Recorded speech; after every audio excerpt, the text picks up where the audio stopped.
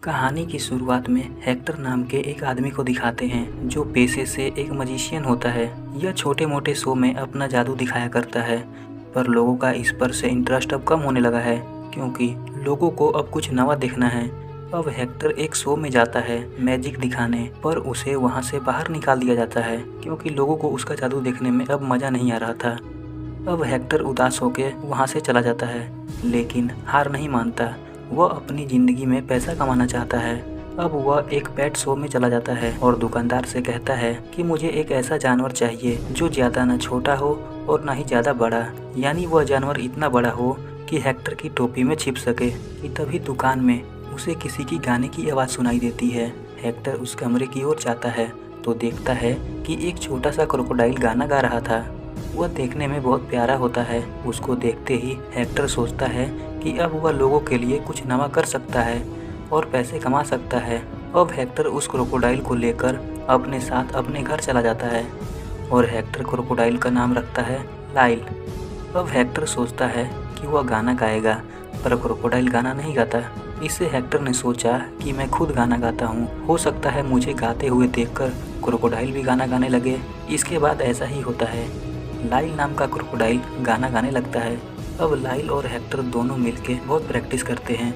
इसी तरह करते उन्हें कई दिन बीत जाते हैं और लाइल अब थोड़ा बड़ा भी हो गया होता है। अब हेक्टर शो करने के लिए बड़े बड़े लोगों से मिलता है, पर सारे लोग हेक्टर को पैसे देने के लिए मना कर देते हैं क्योंकि हेक्टर का मैजिक देखकर लोग अब बोर हो चुके थे। लेकिन हेक्टर को अपने पर पूरा भरोसा है। वह दोनों ही शो के लिए बहुत मेहनत करे होते हैं और हेक्टर अपने शो के लिए अपना घर बार गिरवी रख देता है। और अब फाइनली इन दोनों का शो होता है।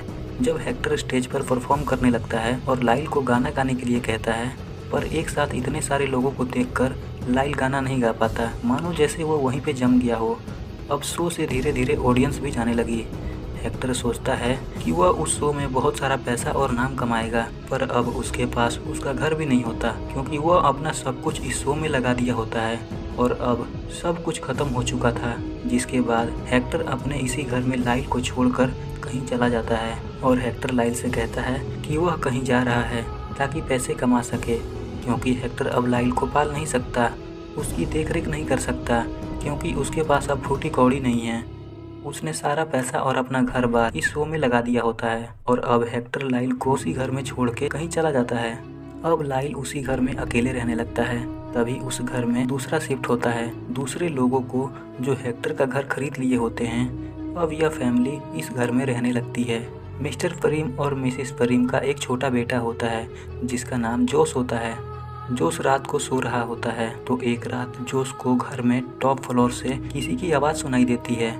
जोश वो आवाज़ सुन के घबरा जाता है। वह धीरे धीरे डरते हुए टॉर्च लेकर घर के ऊपर जाता है तो उसे वहाँ कुछ नहीं मिलता। अब जोश नीचे आ जाता है और जाके सो जाता है और सुबह स्कूल चला जाता है। घर आने के बाद उसे रात को फिर से उसी कमरे से आवाज़ सुनाई देती है। जोश फिर रात को उसी कमरे में जाता है। जोश जैसे ही पीछे मुड़ के देखता है तो उसे वही क्रोकोडाइल दिखाई देता है जो अब काफ़ी बड़ा हो गया होता है। यह दोनों एक दूसरे को देखकर डर जाते हैं। लाइल जैसे ही डर के अपना मुंह खोलता है तभी एक बिल्ली लाइल पर झपटा मारने के लिए लाइल की ओर बढ़ती है। तभी लाइल का मुंह खुला होने के कारण बिल्ली उसके सीधे पेट में चली जाती है। जोश यह देखकर सोचता है कि लाइल उस बिल्ली को खा गया। तभी लाइल वहां से भाग जाता है। जोश भी उसका पीछा करते हुए एक सुनसान इलाके में पहुंच जाता है जहां पर एक चोर होता है और वह चोर जोश से उसका मोबाइल छीनना चाहता है। चोर जैसे ही जोश से मोबाइल मांगता है, चुराने की कोशिश करता है, तभी लाइल जोर से दहाड़ता है जिसकी वजह से वह चोर वहां से डर के भाग जाता है। लाइल अब उस बिल्ली को अपने पेट से बाहर निकालता है। यह देख के जोश थोड़ा राहत की सांस लेता है।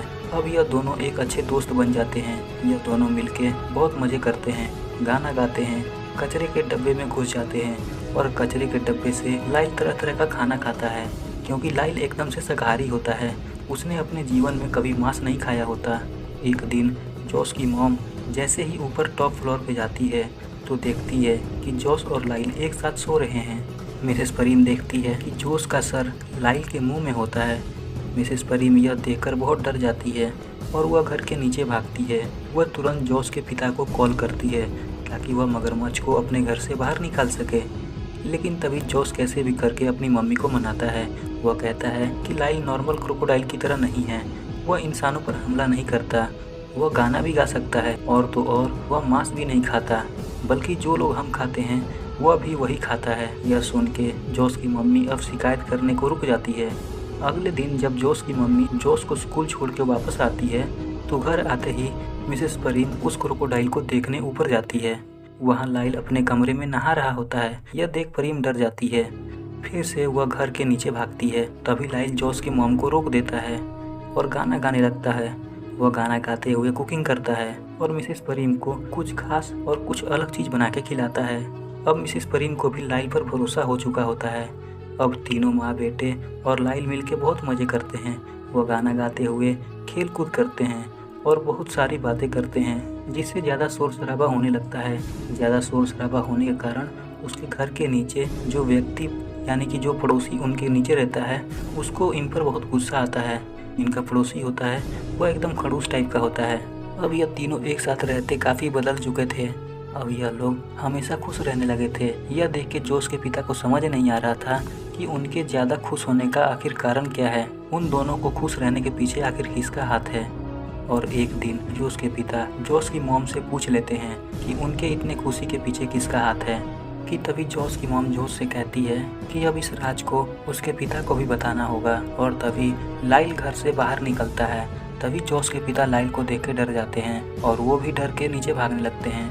वह जैसे ही डर के भागने लगते हैं और घर का दरवाज़ा खोलने जाते हैं तभी वहाँ हेक्टर आ जाता है, जो पहले उस घर में रहा करता था। हेक्टर जैसे ही लाइल को देखता है तो लाइल हेक्टर को देखकर उदास हो जाता है, क्योंकि हेक्टर लाइल को बचपन में कहीं छोड़ के भाग गया था और हेक्टर को वापस आने पर वह खुश नहीं था। पर जैसे ही हेक्टर ने नाचना शुरू किया तो लाइल सब कुछ भुला के वह भी हेक्टर के साथ नाचने लगा। अब यह चारों लोग एक ही घर में खुशी खुशी रहने लगे। अब काफ़ी दिन बीत चुके थे। हेक्टर अब दोबारा शो करना चाहता था। वह जैसे ही लाइल को शो के लिए बताता है तभी लाइल उसकी बात से उदास हो जाता है, क्योंकि लाइल को शो में गाना नहीं गाना था। उसको ज़्यादा लोगों के बीच गाना गाने से घबराहट होती है। तभी हेक्टर और लाइल एक बार फिर से एक शो में जाते हैं, जहां लाइल फिर से चुप रहता है। वह फिर से शो में गाना नहीं गाता। घर आने के बाद अब हेक्टर को लगा कि लाइल अब किसी काम का नहीं है। वह जो सोचता है वो है नहीं। हेक्टर के सारे सपने चूर चूर हो चुके थे।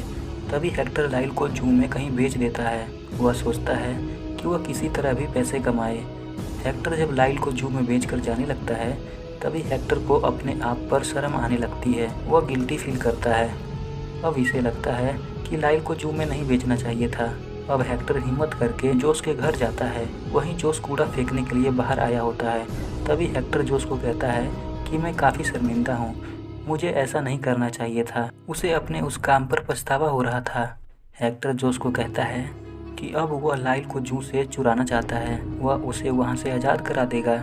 हेक्टर जोश को कहता है कि रात 4 बजे वह जू में जोश का इंतजार करेगा। अब हेक्टर सुबह 4 बजे जू पहुँच गया होता है। वह जैसे ही लाइल को बचाने के लिए मगरमच्छ के पिंजरे में घुसता है तभी वहाँ मौजूद दूसरे मगरमच्छ उस पर हमला कर देते हैं। लाइल यह सब देखकर हेक्टर को बचा भी नहीं रहा था, क्योंकि लाइल को पता था कि उसे जू में बेचने वाला शख्स यही है। तभी वहाँ जोश आ जाता है। वह लाइल को समझाता है और हेक्टर भी लाइल से माफ़ी मांगता है। लाइल उसे माफ़ कर देता है और अब यह दोनों लाइल को जू से भगा लाते हैं। अब इनके पीछे पुलिस लग जाती है। हेक्टर पुलिस को गुमराह करता है और उधर जोश लाइल को मोटरसाइकिल पर बिठा के सीधा एक शो में पहुंचता है। जहां पहुंचने के बाद लाइल अब बिना ही डरे बिना शर्माए स्टेज पर गाना गाने लगता है। अब हेक्टर का पड़ोसी जोश के पिता पर केस कर देता है, जहां अदालत में हेक्टर और लाइल को पेश किया जाता है। अब यहाँ मुद्दा चलता है कि कोई भी इंसान इतने खतरनाक जानवर को अपने घर में नहीं पाल सकता, पर हेक्टर के पास अपने घर में कैसा भी जानवर पालने का पेपर था, जिससे हेक्टर यह केस जीत जाता है। अब यह लोग घर चले जाते हैं और कहानी यहीं पे एंड हो जाती है।